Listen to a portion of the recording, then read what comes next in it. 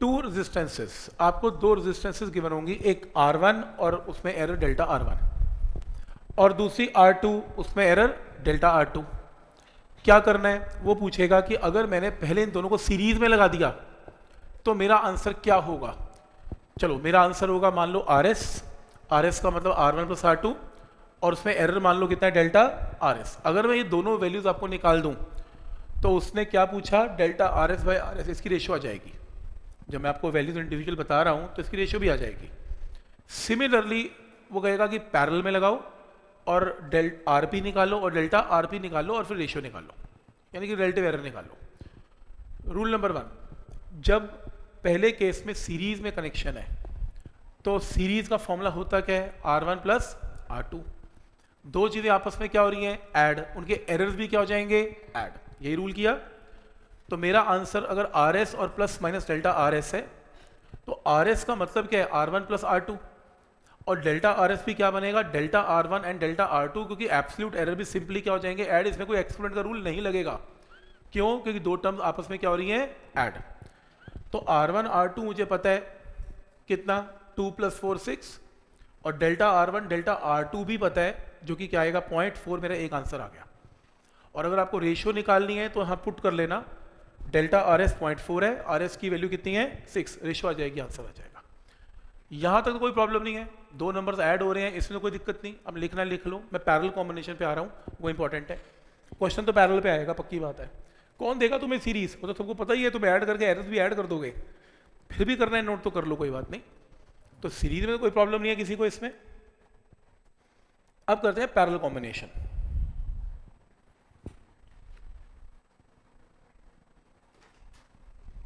ठीक है, देखो जो पैरेलल कॉम्बिनेशन है उसका फॉर्मूला क्या होता है बताओ। 1 by RP is 1 by R1 plus 1 by R2, या एलसीएम लेने के बाद R1 R2 divided by R1 plus R2, ऐसे होता है एलसीएम लेने के बाद। नहीं तो कोई बात नहीं, ऐसे सही, ये तो किया हुआ है फॉर्मूला पैरेलल कॉम्बिनेशन का। प्रॉब्लम ये है कि आप इसमें एरर कैसे लगाओगे। कोई कहता है मैं एक्सपोनेंट लगा दूंगा, एक्सपोनेंट तो तब लगता है जब टर्म्स आपस में मल्टीप्लाई या डिवाइड हो रही हैं। ये बीच में क्या कर रहा है, प्लस। प्रॉब्लम ये है कि आधों में एक्सपोनेंट लग रहा है और बीच में क्या लग रहा है, प्लस। ये दोनों रूल्स का कॉम्बिनेशन है, क्योंकि मैंने क्या बताया था, एरर में दो ही तो रूल हैं, या तो प्लस माइनस का या एक्सपोनेंट का। अब इसमें क्या लग रहा है, दोनों का कॉम्बिनेशन है, प्लस भी लग रहा है और एक्सपोनेंट का रूल भी बीच में लग रहा है। क्लियर है यहां तक। तो इसको नॉर्मल तरीके से नहीं किया जाता, शायद तभी आपके सिलेबस से भी आउट कर दिया उन्होंने।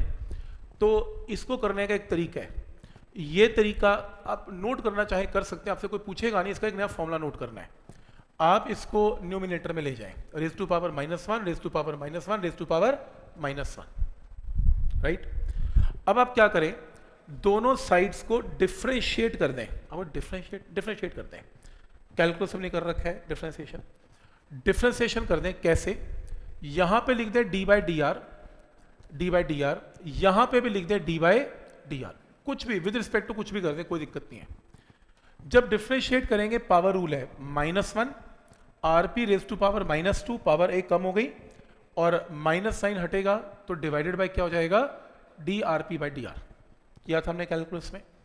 इसका भी -1, R1 रेज टू पावर -2 और DR1 बाय, ऐसे कर लेंगे DR। इसका भी -1, R की पावर -2, DR2 बाई DR। वो अलग बात है कि DR वापस से क्या हो गया, कैंसल, और आपके पास वही टर्म आ गई, एक ही बात है।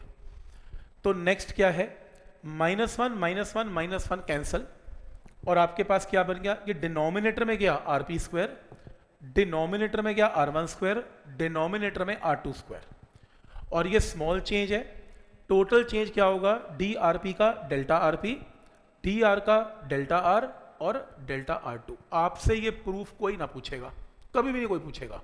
फॉर्मूला नोट करो, पैरेलल का ये फॉर्मूला नोट करो। अगर आपको दो रेजिस्टेंसेस पैरेलल में नजर आ जाएं तो ये तरीका है, ये तरीका है।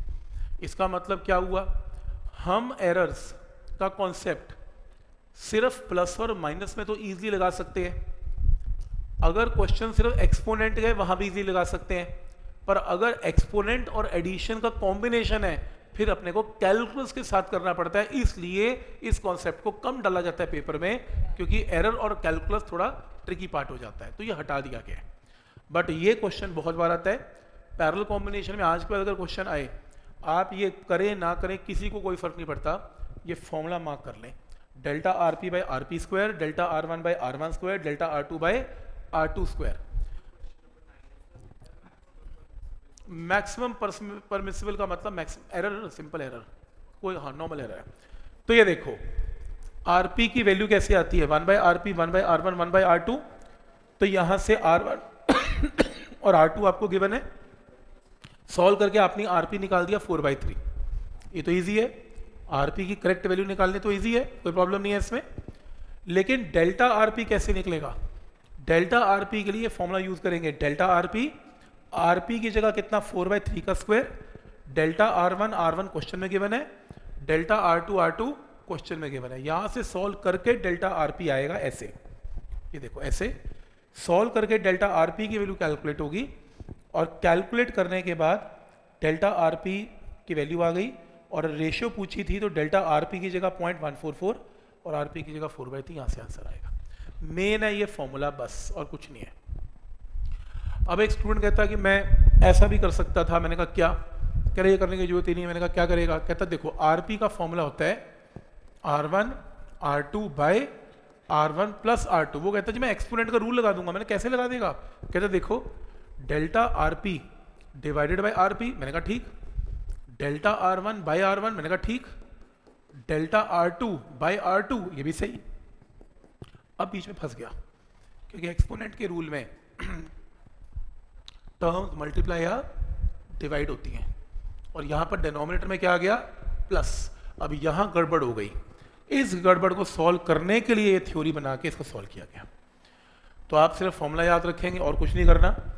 तो आई होप आपको फॉर्मूला समझ में आ गया डेल्टा आरपी का। फॉर्मूला नोट कर लिया सबने, डेल्टा आरपी से आरपी और delta RP can be calculated, और यहाँ से आंसर आएगा। आपने नोट करना है तो नोट कर लें, कोई दिक्कत नहीं है। तो ऐसा कुछ आंसर आएगा।